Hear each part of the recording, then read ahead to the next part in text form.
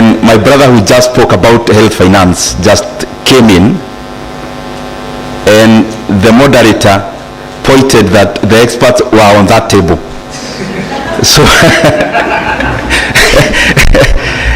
I then think that since our table was just the neighbor of the experts, then we are not so badly off. But I'm very pleased again to be here this morning. I will say a few things not very structured, like the good presentations that we had, because I want to, as Dirago pointed, to just do a reflection, because as you are aware, I have been serving in the budget making process at the chairmanship of it, and therefore there are many things that I have seen and learned, and those are the reflections that I want to share. But you allow me, IPF, to maybe point some semantics, because some of us politicians, or in our career, semantics are as important as the embodiment of it. Maybe next time, instead of calling it shadow, we call it alternative, because in politics words matter a lot, because to a large extent we do a lot of talking also.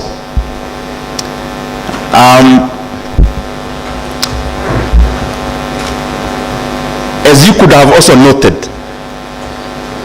when Dr. Jaramba answered the question that was asked around death, the heavy claps came from our table, because I had to visibly clap, and he had to see that I'm clapping, because he's my supervisor in the masters I'm taking in KU.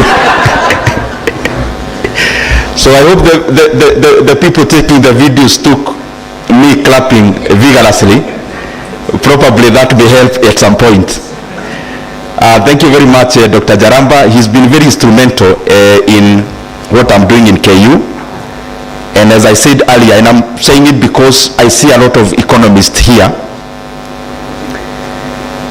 when we came in after elections, I thought that in the capacity which I was serving, that I needed to also entrench myself in terms of knowledge, and therefore in the September of the ensuing year, which was 2023, I was very eager to start my masters. But because I had done my undergrad in KU, I thought the CV should read another institution. So I went and applied to the University of Nairobi. But because I was very eager, they delayed. When Nairobi UN starts their semester, it is 1.5 months before or after KU. And because I was very eager, I didn't want to waste any more minute. I applied in KU also, because KU was coming pretty earlier, around August, September. So I enrolled in KU. But also, the time for UN also came after 1.5 months after that. So I enrolled in both master's degrees, one in public policy, the other one in pure economics in UN, and I'm glad that I'm actually done with my coursework. We are now doing the both projects concurrently, and I want to assure you I actually attended classes. And I'm not saying this because of myself, I'm saying it because I have realized as Kenyans, and especially those who have the privilege of serving Kenyans in public offices, to make optimal decisions, we need as much knowledge embedded in us as possible. Because you can rely on experts, you can rely on advisors, but they can only advise you on something you have familiarity on. And that is the reason why I am saying it, not in terms of boasting, but in terms of also encouraging any other public officer and also other young Kenyans that education, ukisoma haipotei, inasaidia pahali. As I start here, I start in terms of budget, but also as a leader, because I'm privileged to be MP for Kiharu.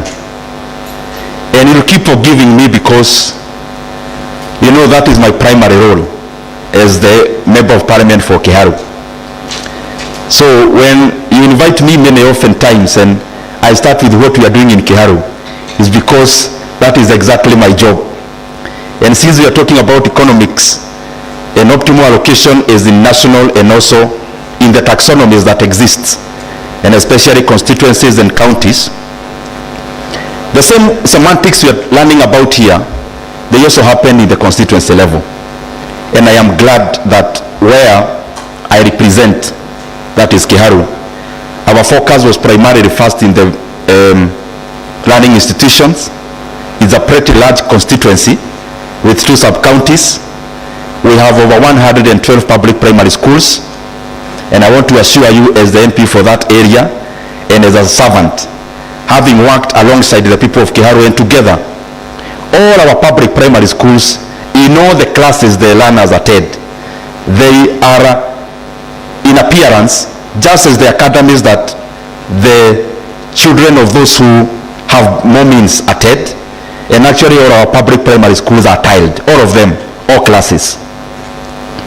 We also have in the same category or sector a program we call Kiharu Masomo Bora. And Kiharu Masomo Bora touches on learning in secondary schools. And out of all our base secondary schools, over 10,000 learners. There used to be much more, but because now there is no, there was no intake in Form 1, they are now a little fewer. So they are around 10,000. They only pay 1,000 school fees per term. And in that they eat in school from Monday to Saturday. And in the same program, we also provide learning materials like revision books. And also we have done infrastructure. Like this year alone, we are doing 10 laboratories in our JSS, which are used to be primary schools institutions, modern laboratories, and much more that we are doing. So whatever we are doing here also must reflect on the leader in the area that they have dominant influence. And therefore, it is important that we speak about these things, because the same things we are talking about here affect the people. The same thing we do in the constituency level affect the same people.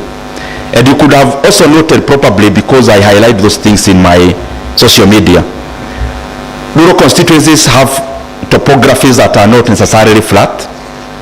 And therefore what we have been doing from my first year is that in very steep areas, we do concrete roads, so that once you do it, you actually do it for once and for all.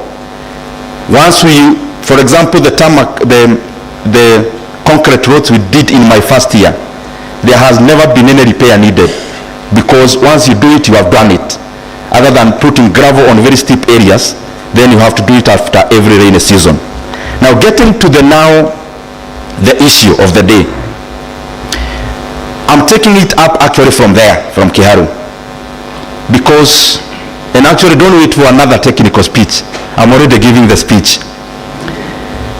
I learned one thing when I was elected as Member of Parliament for Kiharu in my first term. When you get elected and before people actually know your character, there is usually some friction before people define who you are. Because politics and leadership is also, to a large extent, part of making people know who you are, so that when you speak, they know who is speaking. When you say maybe something will be done, they know, do you mean it? So that when you say, people can define your leaning. And therefore, before that happens, or before that definition, of course, people will have different definitions on who you are. And I realized you can spend a lot of time fixing your politics, and you neglect the role at which you are actually elected to do. That's something profound that I learned in my first 2 years.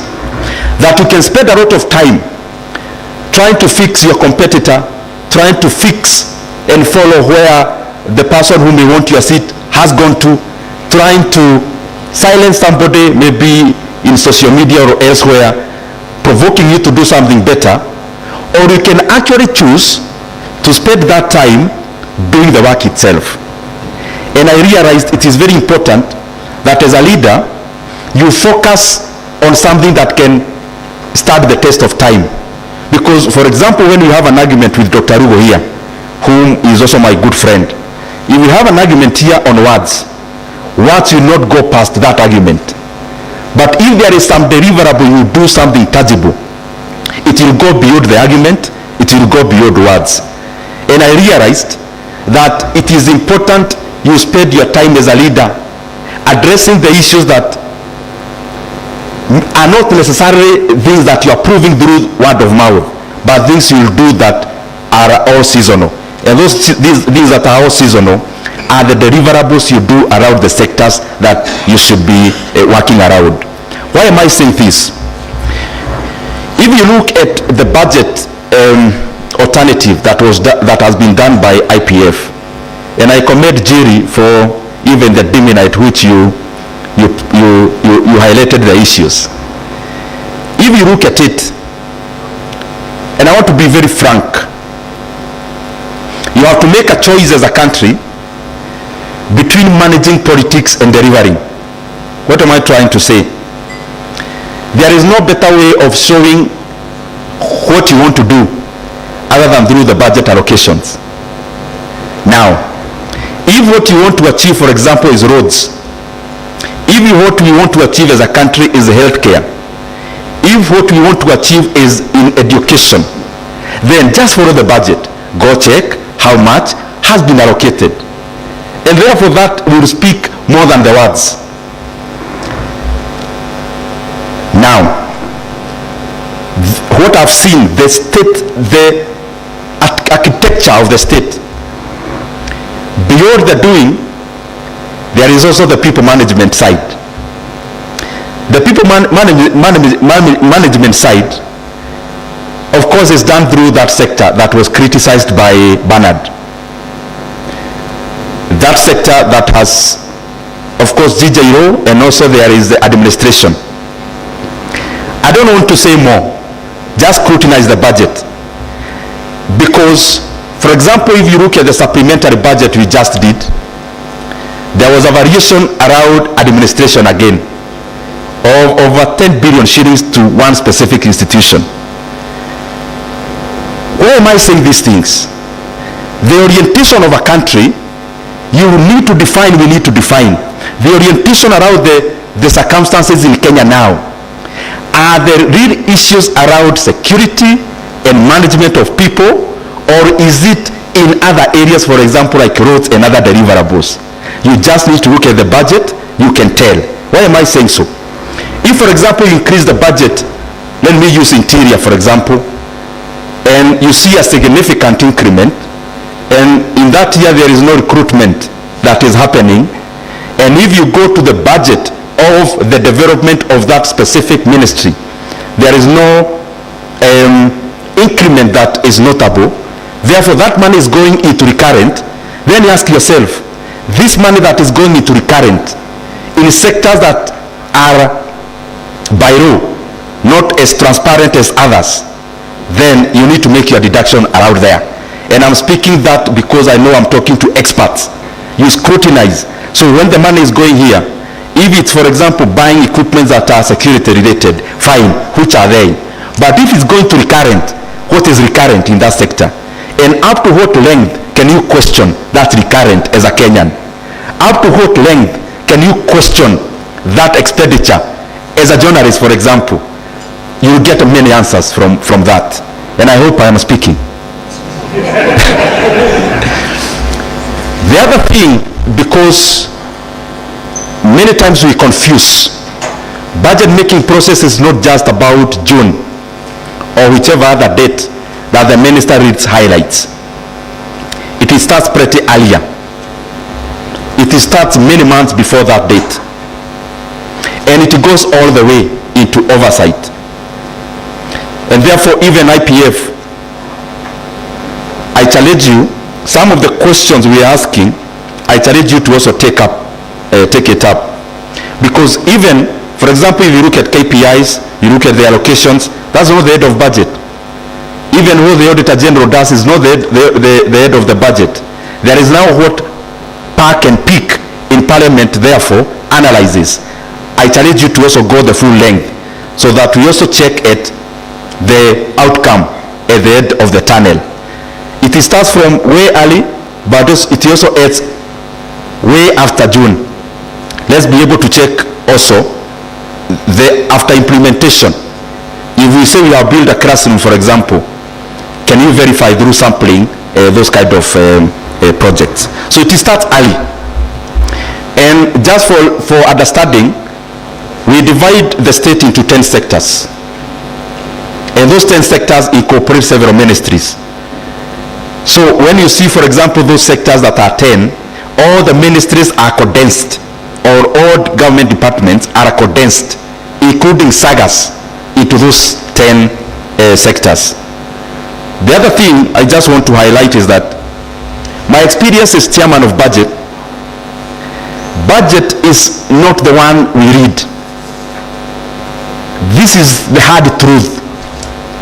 The budget of Kenya is called exchequer. The budget is not the one we read. The one we read remains there. When you have a country where there is a discrepancy between what you budget for and how much you can raise as revenue. So what we budget for is not the budget. What you fund is the budget. When you are in a household budget and you have what you want to achieve, you want to build a house in Githurai, you want to build your rural home, you want to buy a car, that is what is the budget. Then after that, those are aspirations. What can you fund out of your revenue? That is the real budget. So the things that I was seeing some semantics about absorption. That word called absorption, you need to actually juxtapose it from absorption to not funded. Those nice words about absorption and absorption, it basically means more than 95% that those programs were actually not funded by the course of the financial year. Those words around absorption, the problem is that the responsibility is left with the accounting officer, the responsibility to explain. But the overarching ministry, which is the National Treasury, then is left with no responsibility. If you sit here and you're talking about an absorption, for example, in the Department of Basic Education, like the classrooms I saw in laboratories, if there is a CFO or the PS for basic education, they seem like the ones carrying the burden, that you didn't absorb the money yet it was budgeted. That is not the truth. The truth is that that program or those projects were actually not funded. So that I have seen part of managing our country's economics is communicating things as they are, so that people's expectations are aligned to what can be delivered and are aligned to what is possible. There are just a few other things I want to highlight. One is the budget. The budget that we know in terms of the expenditure side. If you could have followed the presentation here, DPS level 4.3 trillion. Let me use the one that has been implemented, because, and you forgive me for this because I've been there. The real budget is the one that has been implemented, not the one you want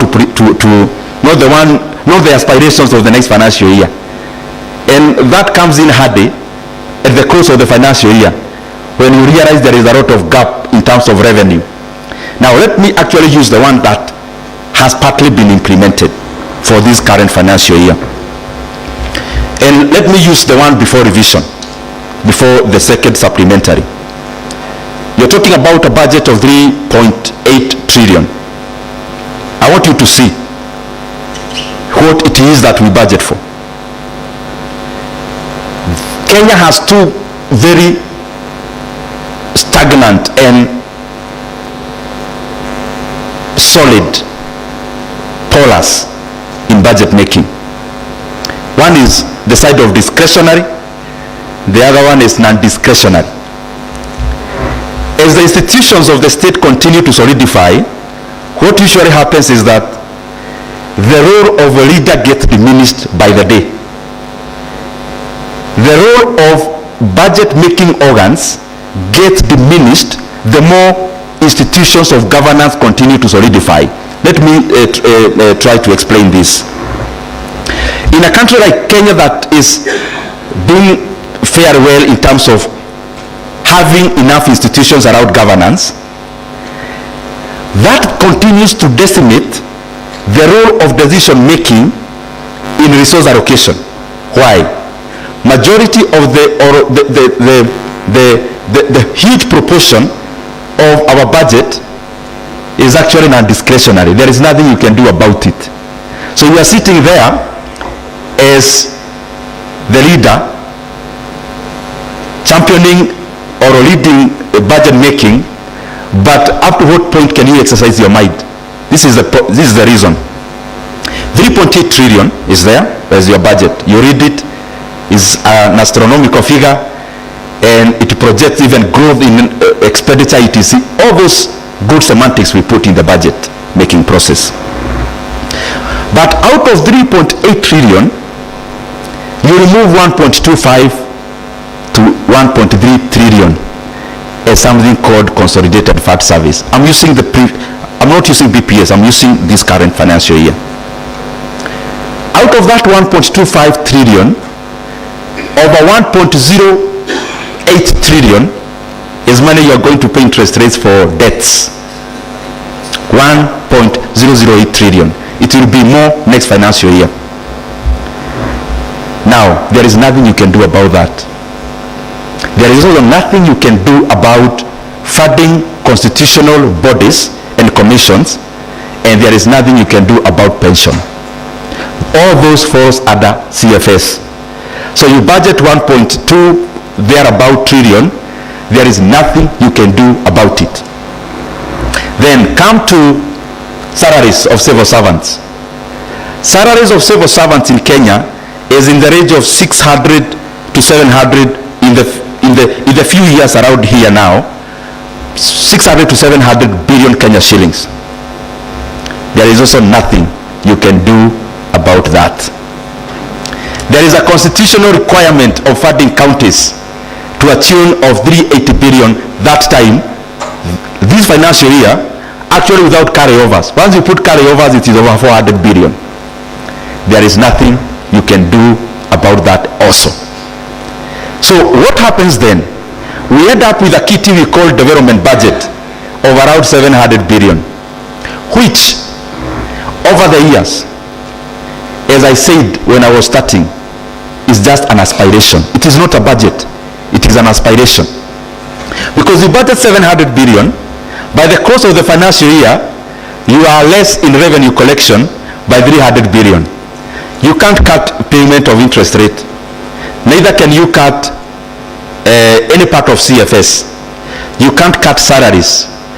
There is a part you can't cut, for example, FPE. Part of recurrent, for example, is free basic education. There is nothing you can do about that. So what usually happens? When Treasury receives money, revenue, they fund all those things, other things as priority. The last one to be funded is development. So in that development then, it is the one that takes the hit and the cut when there is a downsize or a downgrade in revenue collection. So the room to exercise the authority of budget making process continues to be decimated. For me, in one way, it's a good thing, especially in regards to what this money goes into doing. But of course, as I wind up, I'll talk more about also the revenue side.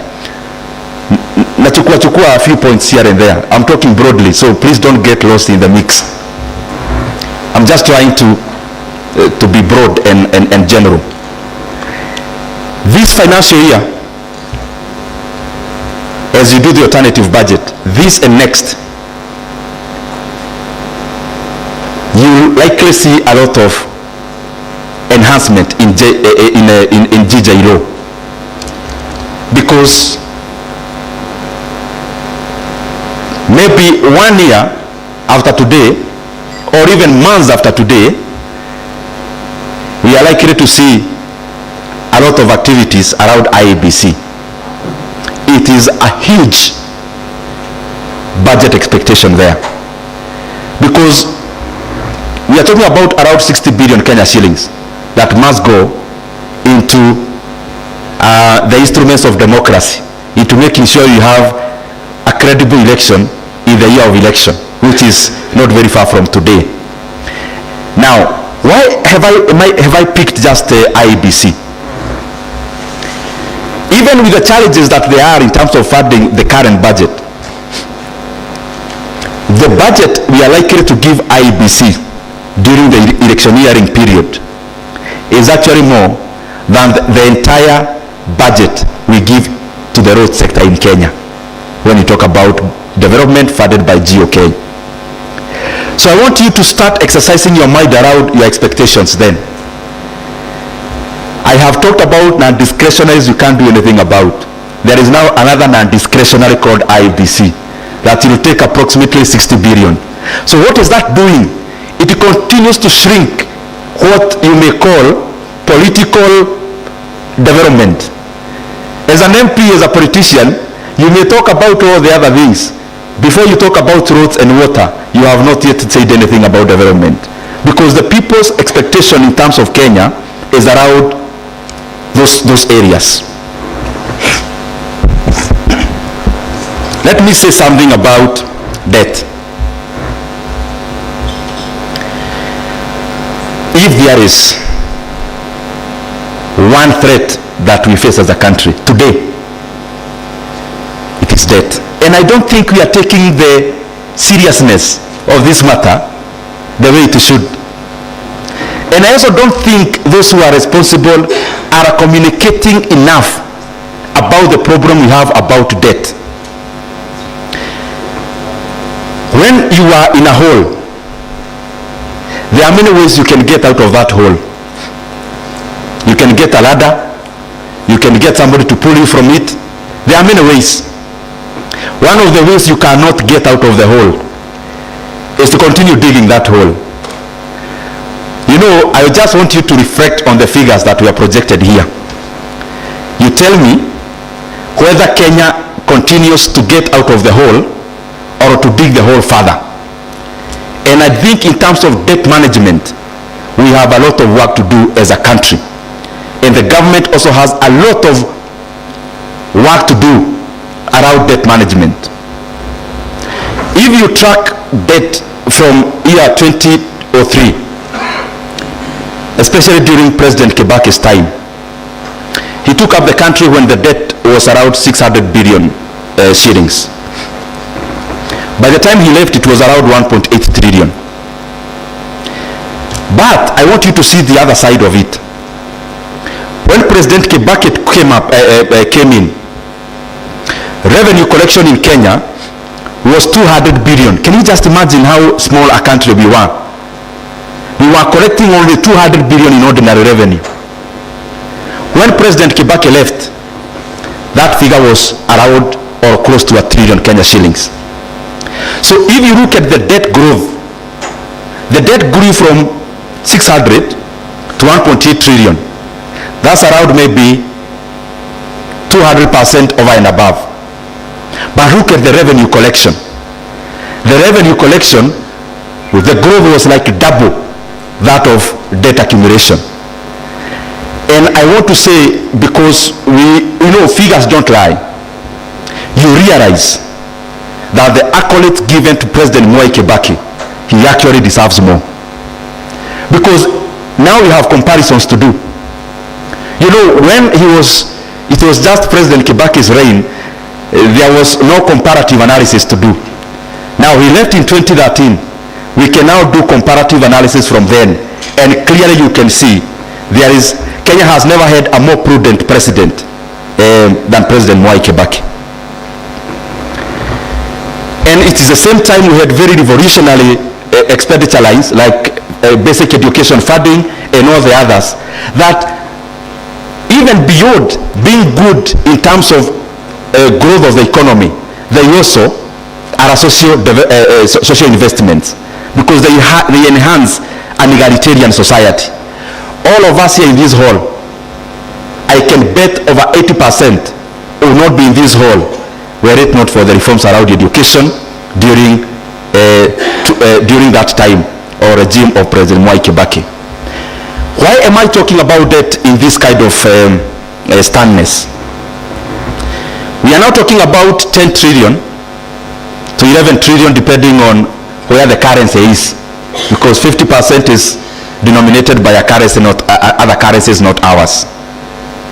Now, if you check our debt to GDP levels, and I want to agree with Bernard,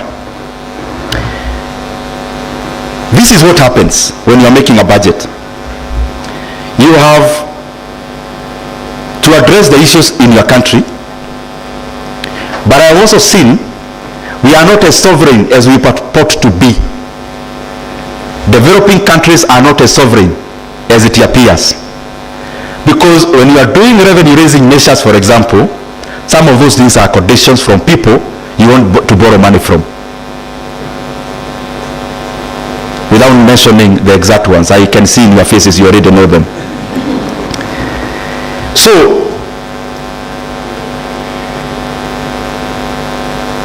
are we together?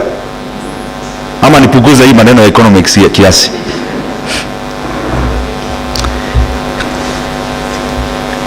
I'm looking for words for you to capture this point properly. I'm talking about debt. If you look at our debt level, 10 to 11 trillion, and I'm trying to solidify the point that was said earlier, you'll be given a condition about debt to GDP ratio. You'll also be given a condition around fiscal deficit to GDP ratio. If you notice there, GDP is cutting across both two parameters. So what do authorities do? Because the target is on a percentage. If I do 2 out of 10, 2 out of 10 is what? 2 over 10 is 20. 2 over 10. 2 divided by 10. What's that? 20%. Very well. What about when I do 2 out of 20? 10%. What have I changed? Have I changed? Is the 2 constant? What have I changed? What if my obligation was to lower the percentage? What do I need to do around the denominator? Now, ask yourself this. You report in the same government documents, the Kenya GDP grew by 4.something%. That goes in the record. The same record shows the GDP moved from 16 trillion to 18 trillion. What is that percent? Can somebody do 16 out of 18? I mean, do the math. When GDP moves from 16 to 18, what percentage is that?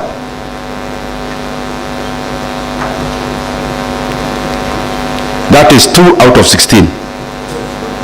12.5. Okay, they will argue one is real, the other one is nominal.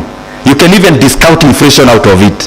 So I want you to see, so that even as you work around the figures you work on as IPF and also the further state, you are able to get the reality by yourself. Because if the economy has grown by 10%, then it should reflect also on the GDP side, which you calculate in, or you used to calculate the other parameters, but should also be the one reported by the Kenya National Bureau of Statistics and all the other government bodies. I hope I'm making sense. You don't need anyone to tell you the economy of Kenya grew by what percent.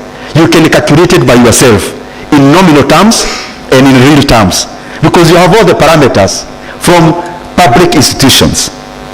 So the problem around our debt is that when we inflate our denominator, we continue to show like the economy grew with the purpose of having a leg room of borrowing more.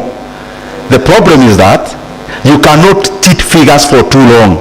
It catches up with you, and especially when it is time for repayment. Debt management is everything else. It catches you around repayment. Now, we are spending over 1 trillion Kenya shillings in paying our interest rates. Over 1 trillion Kenya shillings. Now, whether you inflate GDP or you condense it, That is actual money that actually have to be paid. That is where it catches you. Because you may come and say, you know, our fiscal deficit to GDP ratio is 5% or the next, or the other figure. That's fine, it goes to the books. It will catch up with you when it's time for repayment. The other things I want you to, I'm just provoking your mind so that you go research further. I saw headlines in our newspapers the other day in jubilation that we have done a very good thing, because in that year of 20, I think last year or thereabout, we were able to repay our Eurobond. And the people in this hall, because I can see you are able to dig deeper.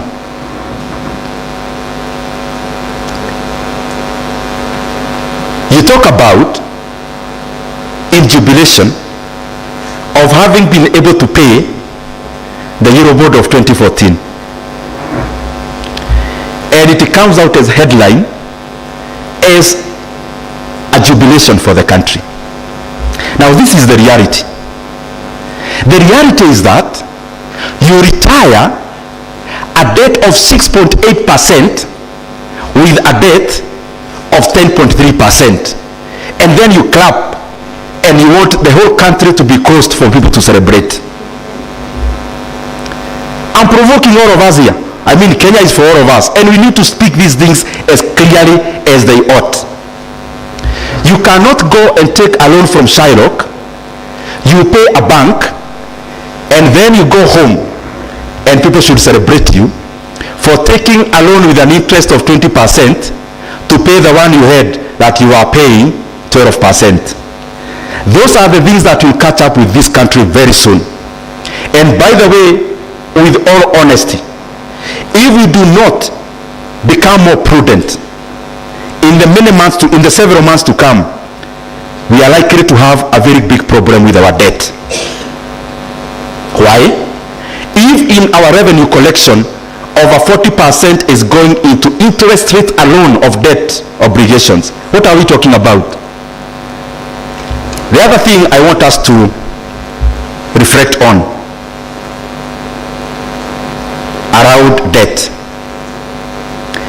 and the reason why this, and I'm challenging even those who are responsible in government to speak about it clearly, because part of this communication is important.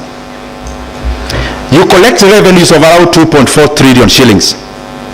You use over 1.2 trillion in paying interest rates of debt incurred.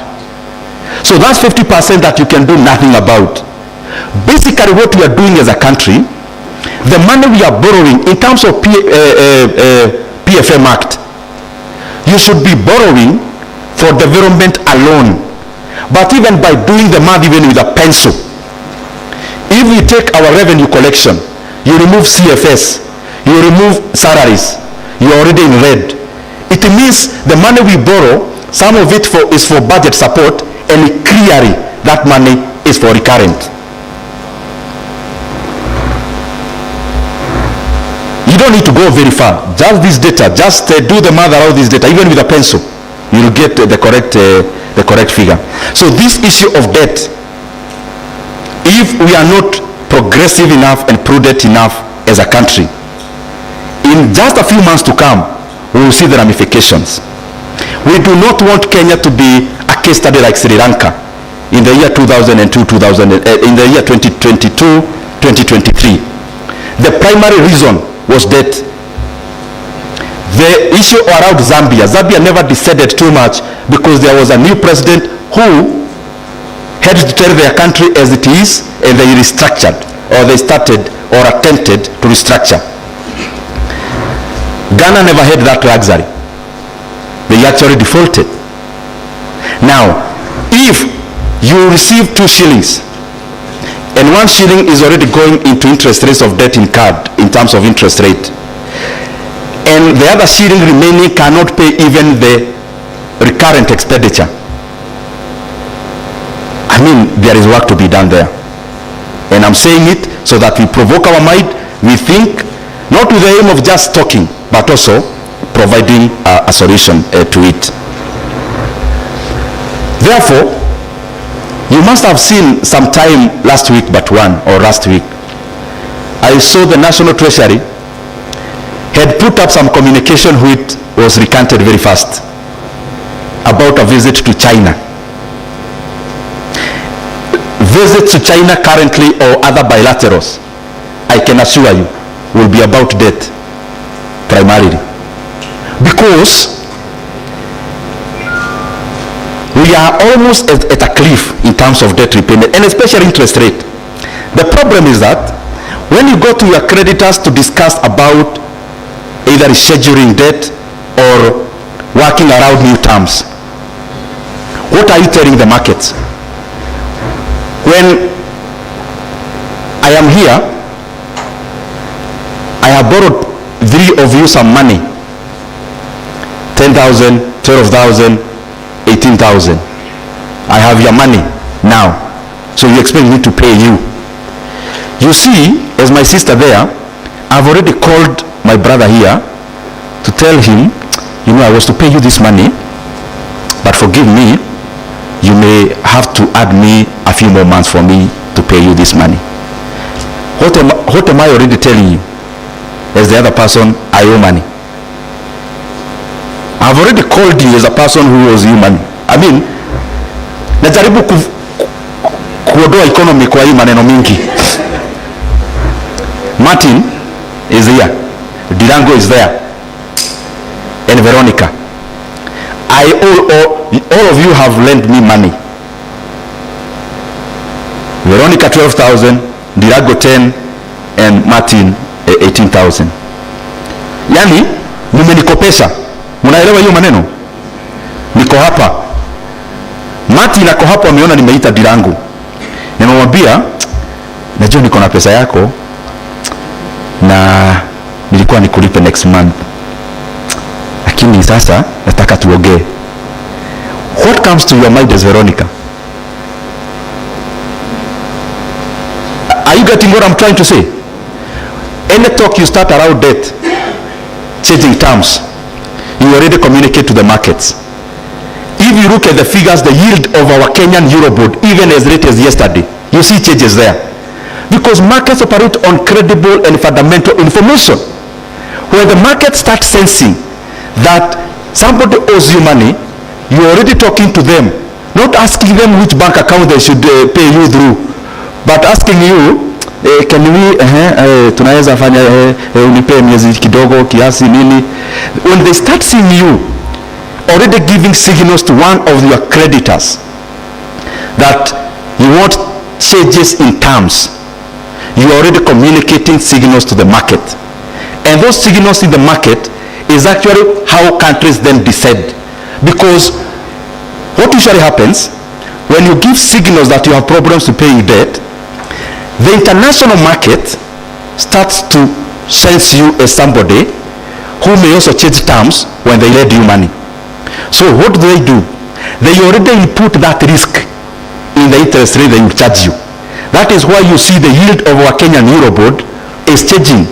Because when the creditors start seeing, you may start some stories sometime later in the future, they also price you accordingly. So they lend you money fine, but you also pay a commensurate cost for it. Now the other thing I want you to look at is this. You can talk to China and they agree. China, you know, people imagine China is the number one lender to Kenya. No, that's not true. The Kenyan debt to Kenya, the Chinese debt to Kenya is actually less than 10%.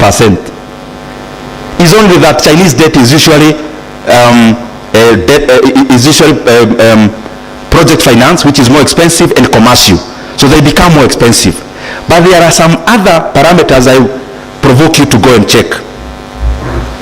Out of our CFS, payments of interest rate of 1 trillion, approximately. 750 billion this current financial year. It is now over 800 billion. The one we budgeted was 750. I think it's now hovering around 800 billion by close of the year. But let me use 750. Please get this point. 1 trillion shillings is for payment of interest rate. 750 billion is for domestic debt servicing. So external debt, we are talking about around 200 billion shillings. There is a point I want to derive there.